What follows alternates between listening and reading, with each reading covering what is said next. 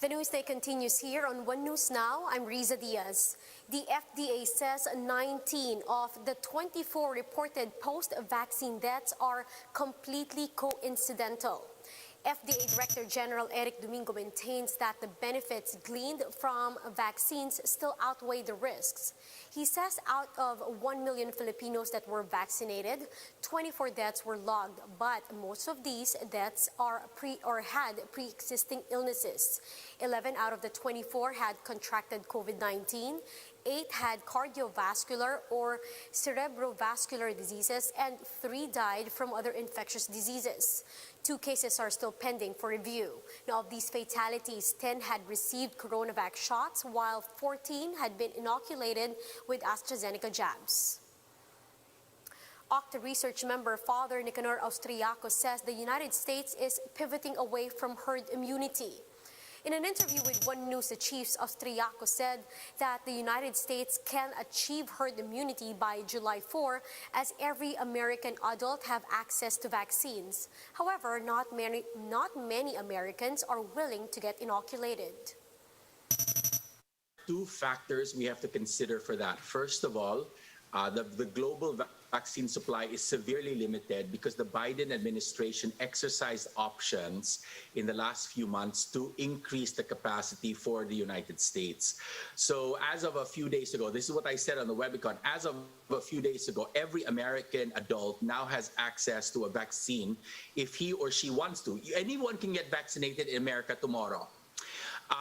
So we are hoping that by July 4th, the Independence Day in the United States, that we will achieve herd immunity. However, it is striking the Biden administration has clearly pivoted away from herd immunity. We are not expected to achieve herd immunity because it became clear in the last week that not enough Americans will be vaccinated. With this, the excess vaccines in the U.S. could flow into Philippines by the 3rd quarter. Once it's clear that the excess is substantial, they will release that. So what will happen then is there will be a large flood of vaccines entering the global supply. So the Philippines reservations will then be able to be filled. Now here are some of the biggest news across the nation. 2 new diplomatic protests have been lodged against China as of April 21, according to the Foreign Affairs Department. That's in addition to the daily protests of the continuing presence of Chinese ships in the Philippine EEZ. Now, recall that sightings of multiple Chinese vessels in Julian Felipe Reef have been reported. Currently, at least 160 Chinese maritime militia ships are still in Philippine waters. According to the DFA, the presence of these ships are, quote, a blatant disregard of China's commitment to promote peace and stability in the region. House lawmakers are calling for the immediate passage of a measure which will legitimize and regulate motorcycle taxis. As commuters continue to struggle with public transportation amid the pandemic, proponents stress that the need for their bills to be passed to amend the Land Transportation and Traffic Code. Technical Working Group Chairman John Reynald Janco said that the motorcycle taxis would address the scarcity in public transport. La Union's capital city, San Fernando, will be placed under general community quarantine starting today, until May 7. San Fernando Mayor Alfredo Pablo Ortega said that the movement of people would still be limited to accessing food and basic services. Ortega adds that hospitals and quarantine facilities are overwhelmed as the city has over 300 active cases. Now, some senators continue to call to defund the NTF-ELCAC amid its increased red tagging of community pantry organizers. But Senate President Tito Soto believes that the entire agency should not suffer for the mistakes of its officials. Lino Livario has the details. The country's anti-insurgency task force finds itself in hot water yet again. The task force had previously made headlines for red tagging celebrities, lawyers, and even lawmakers. This time, they got their sights trained on community pantry organizers. Several senators are now calling for the defunding of the NTF-ELCAC due to the relentless red tagging done by its two spokespersons. But Senate President Tito Soto believes the entire agency should not be defunded altogether. Speaking on One News's The Big Story, Soto said only the task force's irresponsible officials must be removed from their posts. Perhaps about General Parade and one or two members of the NTF-ELCA. That's how I size it up. Because the NTF-ELCA, or the National Task Force to End Local Communist Armed Conflicts, has been a very good program, a successful program that was not thought of by the previous administrations to end the conflict with the NPA and other rebels. Senator Win Gatchalian agrees that NTF-ELCAC's officials have been rather irresponsible. The senator tells 1PH sa totoo lang that the task force's leaders must admit to flaws in their organization and communication. Ganitong mga statements at ganitong mga pahiwatig na lumalabas sa mga spokesmen no, ng NTF-ELCA ay para sa akin mawawala ng tiwala ang mga senador at ang taong bayan kung magagamit ng tama itong malaking pondong inilagay dito. But unlike Soto, Gatchalian believes there's a possibility that the agency might lose its funding as it could be reallocated to other measures like the Bayanihan 3 law.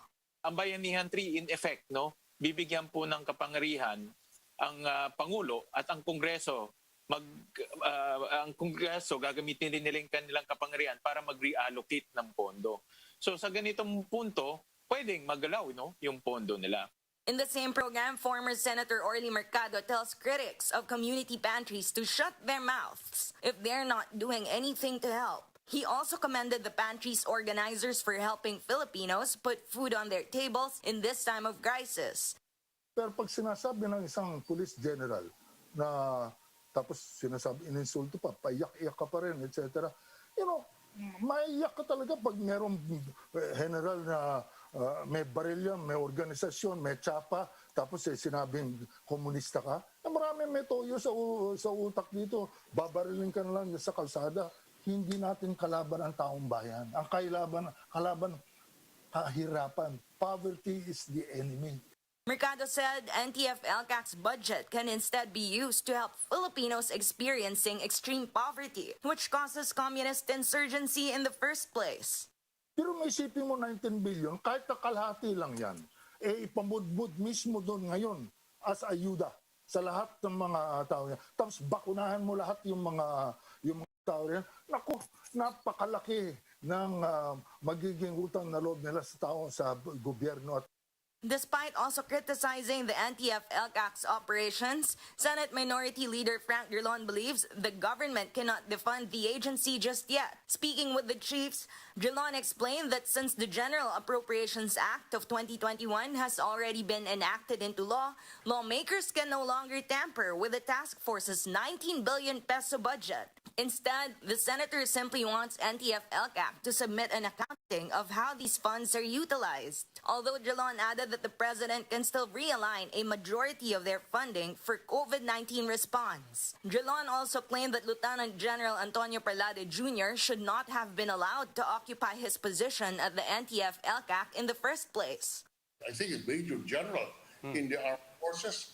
He occupies a position in the NTF-ELCAC, which is a civilian position.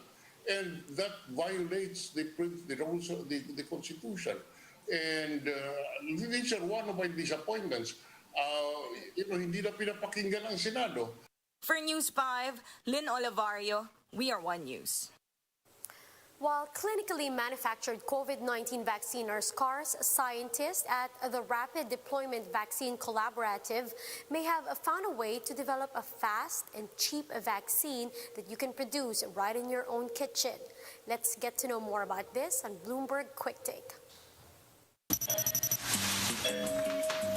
Sounds like my friend Preston's here. Coming to make vaccine.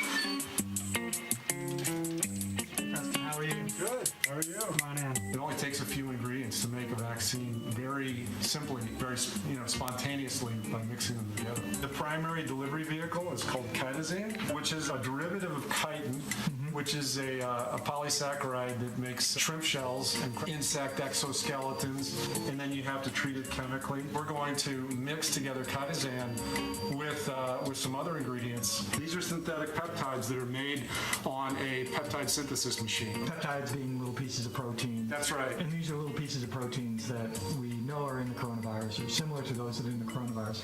That's right. There's two different kinds of peptides here. There's T-cell peptides, and then there's some B-cell peptides, which they're the parts of the virus that are involved in interactions with your immune system. So the B-cell peptides will elicit antibodies, and all it takes is a little stir plate. First thing I do is sterilize the inside of that beaker. So that is the chitosan derivative. That's the mix of basically insects, shells, and shrimp parts, yeah. Right, shrimp parts. Yeah. So now this is a pipette. You can dial up very specific volumes. We're going to add 2 milliliters of this T-cell peptide. Now we're going to add the ionic cross-linker with the B-cell peptide. That is done. Covered up. Let it stir for a few minutes. Okay. What evidence is there that these vaccines work? Well, we have a lot of research evidence that vaccines like this work. Various animal studies and in human clinical trials. How many doses are we making? That's about 20.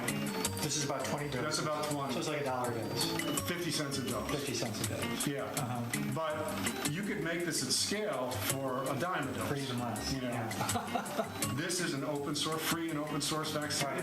Any country, any organization can set up production and just do it without any royalty agreements, without any contracts, without even asking us whether or not we approve of it. I'm going to take this vaccine. I'm actually not going to administer the vaccine out of the spray bottle. I'm just using the spray top as a sprayer to get the vaccine in my nose. I'm going to spray into the vial. That just makes sure that I'm dealing with sterile receptacles and sprayer. Take some of the vaccine.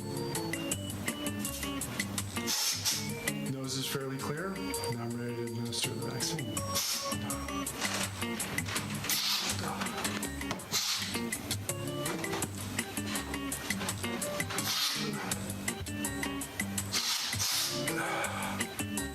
And that's it.